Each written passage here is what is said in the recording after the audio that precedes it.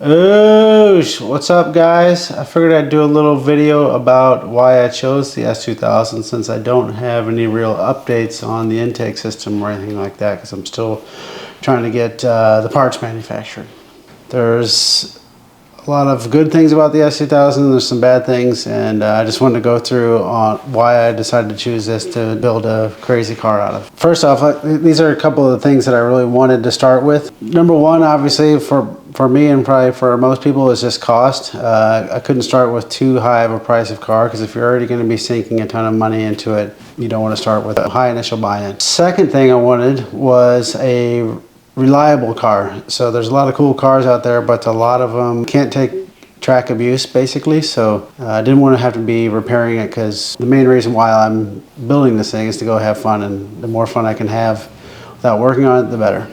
Third thing would be the aftermarket support. I wanted to find a car that had a lot of different parts available so I didn't have to either deal with what was available or make everything. So that was another big one. The last thing is I didn't want to start with a car that is fundamentally flawed. And what I mean by that is something that has an engine in a weird spot, or say like an Audi. I always cringe every time someone pops the hood of an Audi because the whole engine is basically hanging off the front of the car. Or say a really bad suspension design or something like that that would take a total redesign of a system of the car. So those are basically the four things that I really wanted in a car. And then before I talk about the S2000, here are some of the other cars I considered. Number one, Miata is always the answer. Well, it's not for me. Now the Miata is cool. I like the NB, too floppy of a chassis. Suspension's just not there. Obviously would require a motor swap. And looks wise, I like the way they look, but I don't love the way they look. It just seemed like it would take too much and you would be straying from the original car, right? I think the beauty of those things is that they're just cheap, and what I was trying to achieve, it just wasn't the right car. Second one, E46 M3, super cool car. Love the engine, high revving, naturally aspirated inline six. But after researching the engines and stuff, they're not very reliable. Then it's a German car, so parts are going to be more expensive. They start out a little bit heavier than the S2K. That was probably the closest one to the S2K that I thought of, but still didn't go with E46. NSX was the third one. I freaking love the NSX since I was a kid. Used to go into the guy next to my dad's office used to have one. I used to go stare at his all the time, but ultimately I just didn't want to cut into an NSX just because they were kind of too sacred. This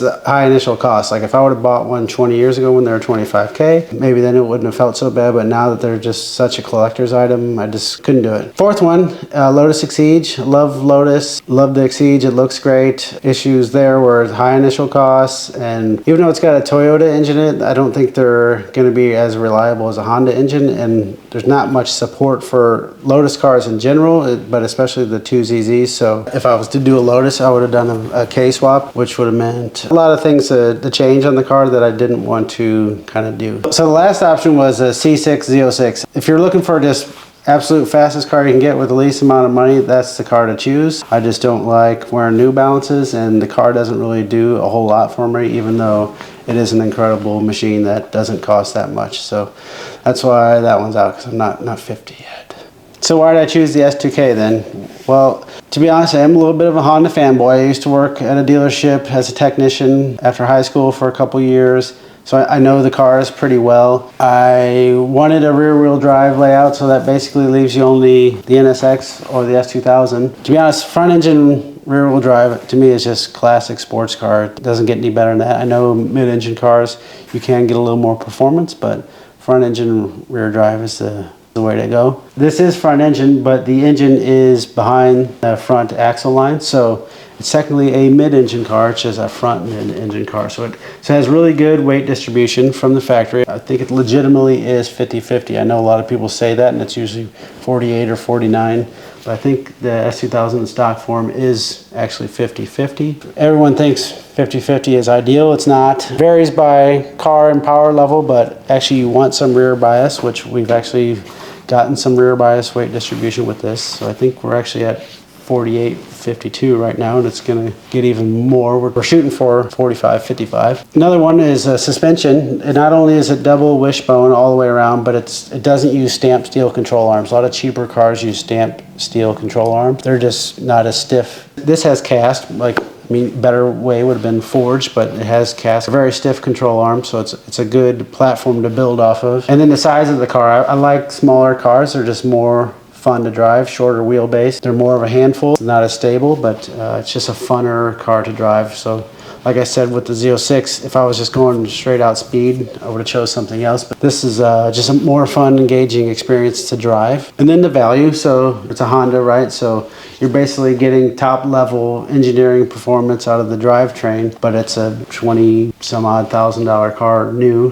I think they got up to maybe 31, 32 at the end. And then there's a lot of aftermarket support. I mean, the S2000, I mean, it's probably one of the most popular track cars ever behind the Miata. So there's tons of different parts. Even though I've made tons of parts myself for this car, there's still a ton that I bought too that met the specifications that I wanted. So ultimately drives down costs because one-offs are a lot more expensive than something you can buy from a store. And then reliability, so it's freaking Honda. It doesn't get any better than that for reliability. These engines, if you leave them stock, you can track them every day for 10 years and you'll be okay as long as you do the maintenance. And if you use the right oil, so many people say that Hondas burn oil, but it's because they're using oil that doesn't withstand higher temperatures. And any car that revs, RPM is one of the biggest culprits, I guess, to creating heat in an engine. If you're going to run 9,000 RPM, you need an oil that can withstand 270 oil temps. Another reason why I chose the S2000 is because it's such a popular car to take to the track and compete with. Even in Japan, they compare who has the fastest S2000, you know, naturally aspirated S2000, stuff like that. So my ultimate goal with the car is not to beat everyone at the track. It's kind of to be the fastest naturally aspirated S2000. So if I did that with some obscure car, it wouldn't mean anything. But with an S2000, there's so many people that do it that it actually has some value to it. It's not all sunshine and rainbows. What are some of the cons to the S2000? Biggest one for me is the weight. As great as the powertrain is, it's a heavy car for what it is. So being a small, naturally aspirated four-cylinder, it weighs 2,800 pounds stock. That's just straight up too much weight for the drivetrain it has, especially if you're keeping it NA. Obviously you can add more power by boosting it, but that's kind of the easy way out if you ask me.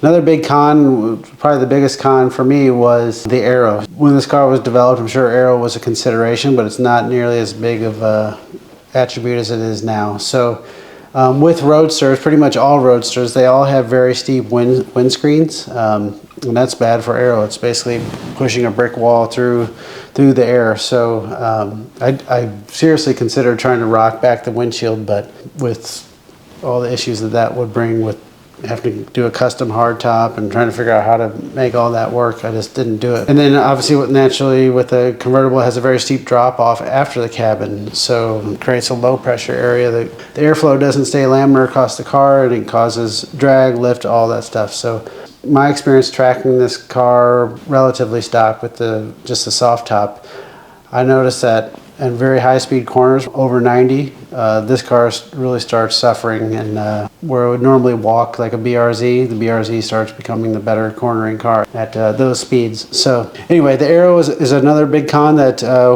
we were doing a lot to work on.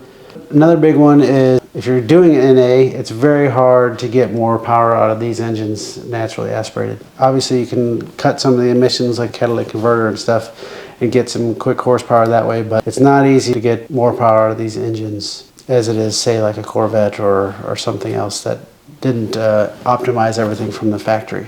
Another con of this car that's not really that big of a deal, but if you're trying to get noticed with your build, it is, because this car has been built 50,000 times. I mean, this car was on Gran Turismo when I was a kid. It's just played out, basically, so it's not as unique as building something unusual. Okay, so those are some of the downsides. Obviously, I'm doing things to try to mitigate all those issues I brought up. It's heavy right now. We've cut off over 600 pounds and we've added a very robust, safe cage. Still a lot more weight that we're going to take out of this thing, so we're fixing the weight issue. The bad aero, obviously, we're doing a lot of things. The underside is where we're going to probably pick up our biggest gains efficiency wise with the aero, but obviously the spoon top and our wing setup is a big improvement as well. So with the engine, working on trying to get a lot more power out of it, naturally aspirated, but like I said, that's not easy. We have lightweight internals in there. We have the 4-piston port job with the bigger intake valve. So this engine, I think we're going to probably be around 250, maybe 260 at the wheels, which is about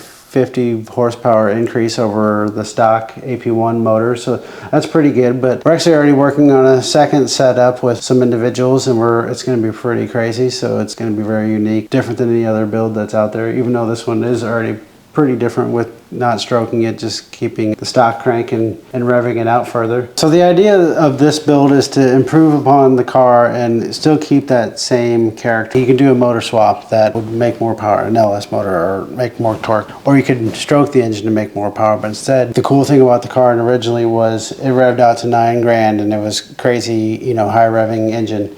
So now we're going to rev out to 10.5. I'm trying to exaggerate all those things that made the S2000 so good from the factory. And even though this car is getting pretty old, to me this was like the cherry on top of Honda's golden age. Like, they made the super cool EK Type Rs and the SIRs and the NSX. The S2000, in my opinion, was like, okay, we took all of that knowledge and made this one cool car at the end, and it's kind of the last of the era, right? So now everything else is turbocharged and McPherson strut and stuff. So to me, this is kind of the pinnacle of that golden era of Honda too. So yeah, I'm really excited to get this thing out on the track. We're getting really close. A lot of these bespoke parts take time, and more time than you would expect. I kind of enjoy making these videos, so if there's something specific that you guys want to know more detail about, I can try to provide. Comment or whatever it is. And if you don't mind, like and subscribe, because that's a thing. Stay tuned, because we got some really exciting stuff coming up. I mean, not only like the version 2 engine that I was talking about, but the underside arrows are going to be done really soon. And then obviously our induction system, that's going to be pretty crazy too. So yeah, stay tuned.